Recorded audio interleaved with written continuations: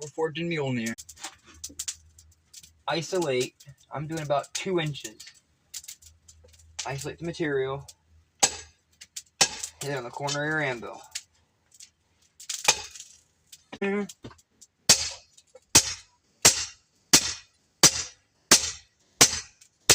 Alright. Get it to about right there. It's a decent handle. You can always taper out more. Bring it up to about waist height.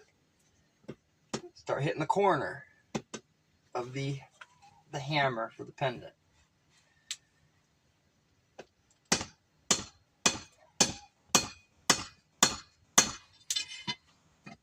After you continue with that, you'll end up something like that. My camera died, but the only other thing I did was cut, taper, rounded that for the necklace. And there we are.